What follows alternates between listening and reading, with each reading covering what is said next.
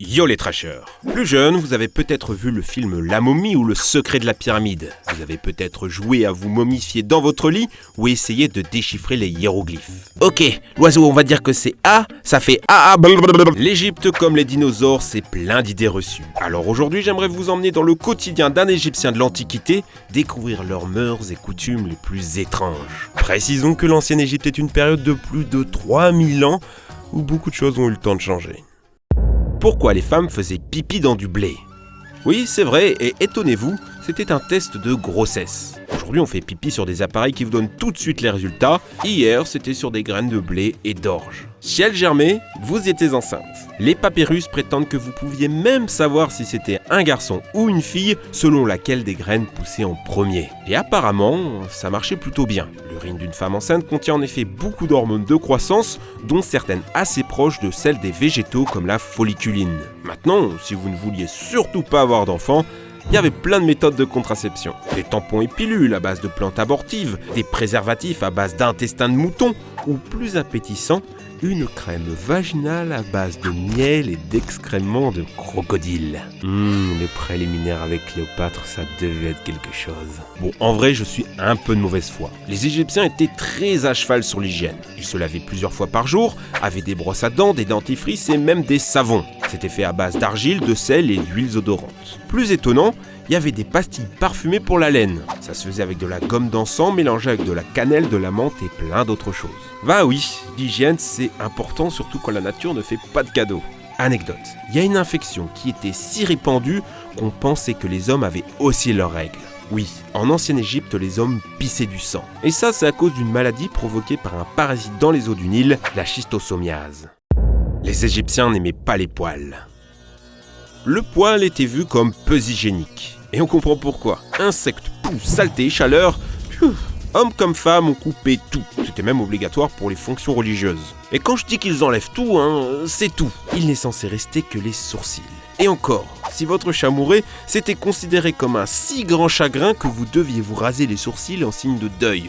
C'est quel niveau de cat lover ça? Mais vous me direz, oui mais sur les fresques, ils en ont des cheveux. Oui, les perruques étaient très répandues. Elles étaient de toutes les couleurs et de tous les styles, de l'afro aux cheveux lisses. Pour les plus pauvres, on utilisait de la laine de mouton ou des végétaux. Pour les plus riches, c'était des perruques en véritables cheveux humains. Vous pouviez même en acheter au marché. Il existe quand même plein de momies avec des cheveux naturels, preuve que les mentalités ont évolué pendant toute la période de l'ancienne Égypte. On notera quand même qu'on a découvert sur certains cheveux des teintures et des extensions, si bien que même L'Oréal a eu un laboratoire de recherche sur les momies. Parce que je le vaux bien.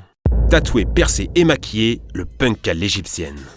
Alors j'ai trouvé ça fou, mais les momies sont tatouées. Le plus vieux tatouage humain serait égyptien, un S, une barre et un mouton. Imagine qu'il y a plus de 3000 ans, il y a eu une femme avec une fleur de lotus, un serpent et une vache. Une autre momie, vraisemblablement prostituée, arborait de très sensuelles lignes recouvrant son ventre jusqu'à son pubis. On pratiquait le tatouage, oui, mais avec des outils qui font froid dans le dos. Et à défaut de l'encre, on utilisait un mélange de cendre et de lait de femme. Le but était magique, censé soigner vos problèmes ou vous porter chance. C'était aussi un signe de séduction. Il existait des tatouages qu'on a trouvés sur des prostituées ou des danseuses qui étaient là pour protéger et attirer. Parlons du maquillage. Le maquillage lui aussi était très répandu. Hommes comme femmes arboraient ces beaux yeux colorés. Ils étaient noirs ou verts, et chimiquement, c'était pas très bio. Sulfure de plomb et carbonate de cuivre. Et ça tombe bien puisque le maquillage était en fait un désinfectant. Ça permettait d'enrichir le liquide lacrymal en ion plomb et protéger les yeux des bactéries et des mouches. C'était aussi bien pratique pour se protéger des rayons du soleil. Pour les piercings maintenant, les plus anciens seraient en fait, encore égyptiens. On sait que les hommes et les femmes portaient des boucles d'oreilles, mais plus étonnant, les femmes de l'aristocratie ont peut-être porté des piercings au nombril. En Égypte, les femmes étaient fortes et avaient de vrais looks de Suicide Girl antique. Comment déchiffrer les hiéroglyphes? Contrairement à l'idée reçue, l'écriture égyptienne du quotidien n'était pas les hiéroglyphes des tombes. C'était trop complexe, alors on a inventé l'écriture hiératique. C'est en fait une version simplifiée des différents symboles. Mais quand est-ce qu'on a arrêté d'écrire et parler en ancien égyptien? En fait, ça a commencé à décliner autour de 700 avant Jésus-Christ. Il y a eu un nouveau langage qui est apparu, le langage démotique, et plus tard le copte. Les derniers hiéroglyphes vont être écrits en 400 de notre ère, avant de totalement disparaître. Mais comment on les lit ces hiéroglyphes? Il en existe des milliers et pas vraiment d'alphabet. Si on vous propose d'écrire votre nom en égyptien, c'est probablement une arnaque à touristes. Prenons un exemple très simple. Oiseau se prononce paix et la tasse que. Les deux ensemble se réfèrent au champ lexical de la servilité. Si on dessine une main qui donne un ordre, ça veut dire travailler. Si on dessine un humain à la fin, ça veut dire serviteur. Si on rajoute à ça le symbole de la maison, ça veut dire qu'on construit un palais. J'ai découvert une petite série de vidéos magnifiques sur le sujet. C'est fait par Le Scribe et je vous la conseille vraiment. Vous allez comprendre à quel point c'est un énorme bordel. Surtout que je vous ai pas dit 3 choses. Déjà, les hiéroglyphes peuvent s'écrire dans n'importe quel sens. Droite, gauche, haut, bas. Astuce pour connaître le sens de lecture, les personnages et les oiseaux regardent toujours vers le début de la phrase. Mais pire que ça, à part le « A » qu'on a vu tout à l'heure, les Égyptiens n'ont aucune voyelle à l'écrit. À l'oral, oui, heureusement. Et pour savoir comment se prononcer un mot, fallait en connaître le sens. Du coup, quand on translate l'égyptien, ça ressemble à cet énorme bordel. Mais encore pire, parce que ce qui est drôle, c'est que l'égyptien est une langue disparue. On ne sait absolument pas comment ça se prononce. Alors, on a quelques pistes. Il y a certains mots dans l'ancien égyptien qui sont restés dans la langue copte. Mais à part ça, aucune chance qu'un égyptien antique comprenne un égyptologue. On a parlé des lettres, parlons maintenant des chiffres.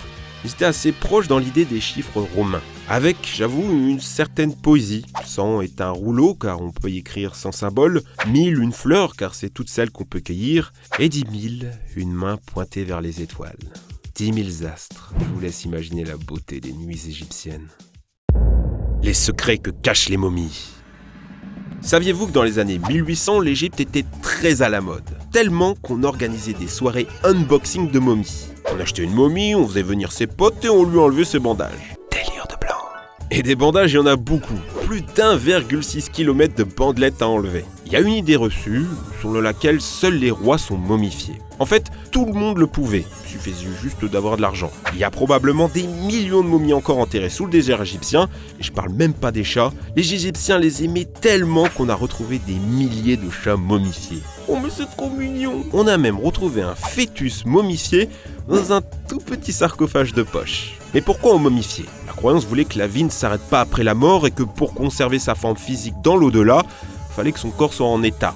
Alors allons-y, faisons notre momie. Déjà, on enlève les organes internes pour éviter que ça pourrisse. Pour les yeux, on les enlevait et on les remplaçait par des oignons peints. Il devait avoir un sacré look de Monsieur Patate. Pour le cerveau, c'est un peu compliqué, mais on avait une technique. On enfilait un long crochet de fer chauffé à blanc dans les narines, on cassait les os du crâne et on venait touiller pour réduire le cerveau en bouillie. Suffisait ensuite de faire couler, de verser de la soude dans le trou, bien mélanger, et on pouvait enlever les derniers morceaux de cervelle.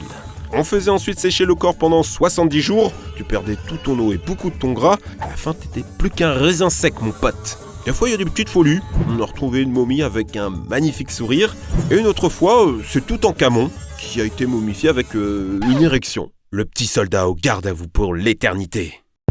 En Égypte, on savait s'amuser. Ils ont beau être à 4000 ans de notre ère, les Égyptiens ont inventé plein de jeux sacrément modernes. Beaucoup se rapprochaient du jeu de loi, comme le jeu du serpent ou celui du sénet. Il y en a même un chelou avec des têtes de chat-bâton. On faisait aussi beaucoup de sport et apparemment les Égyptiens auraient inventé le hockey sur gazon et le bowling. Rien que ça. Du sport, des jeux. Normal que les Égyptiens avaient un corps aussi athlétique et fin. Ou pas. Les momies ont montré que les nobles étaient gras et avaient du diabète. Le régime alimentaire très sucré avec du miel et des dattes n'aidait pas. Sans compter que les Égyptiens, c'est les inventeurs de la bière et ils aimaient en boire beaucoup. Entre l'Égypte et une taverne viking, même ambiance. Mais les canons de beauté, eux, restaient ceux du corps mince. Alors on avait des techniques et on avait l'habitude de boire du laxatif à base d'huile de ricin pour se purger, pour maigrir. Rien n'y changeait malheureusement, les pharaons étaient gros et les sculptures des Photoshop de l'époque. Ceci dit, quand j'y pense, à l'époque tout semblait plus doux. L'égalité homme-femme, des mariages et des divorces faciles, le choix libre du conjoint avec une sexualité libre. La prostitution était acceptée, voire même sacrée, il y avait des maisons closes, des rituels sexuels. Ouais mais bon, parfois ça allait un peu loin. Déjà il y a l'inceste, l'amour entre frères et sœurs qu'on retrouve même chez leurs dieux. Ou plus extrême, la zoophilie. On a plusieurs textes qui montrent que la zoophilie était une pratique du quotidien. Faire l'amour à une vache, c'était le faire avec la représentation d'Hathor, déesse de l'amour, et c'était de bon augure. Le grec Hérodote fut même choqué de voir un coït rituel entre une femme et un bouc. Grosse ambiance en Égypte, hein?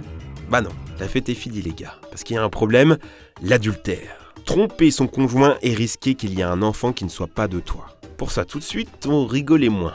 La femme fautive pouvait être jetée vivante au crocodile, tuée par la main de son mari, jetée au chien ou alors on lui coupait le nez pour détruire sa beauté. Pour les hommes, je vous le donne dans le mille, c'était moins grave, vous pouvez le faire avec des esclaves. Ceci dit, il y avait quand même des coups de bâton prévus, voire l'émasculation. Ah, tellement content d'avoir un pénis. Quand j'étais jeune, j'étais vraiment ultra fan de l'Égypte. Et avec cette vidéo, j'ai voulu vous transmettre cette passion de mon enfance. J'ai fait beaucoup de recherches pour cette vidéo pour vous donner les informations les plus précises possibles. Mais c'est très difficile de connaître la vérité sur cette période. On a très peu de sources et rien ne dit que ce soit la vérité. Les scientifiques dans le domaine n'ont pas toujours été très sérieux et il y a beaucoup de publications un peu excentriques. Par exemple, on avait retrouvé de la cocaïne dans les cheveux d'une momie et un scientifique avait conclu que les Égyptiens avaient découvert l'Amérique du Sud. Rien que ça. En fait, c'était probablement une contamination par les ouvriers et chercheurs qui ont extrait le corps.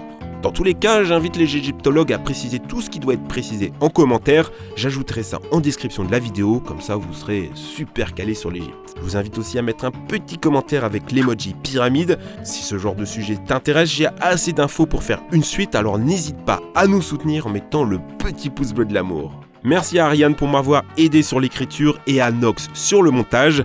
Merci de m'avoir suivi. Ciao!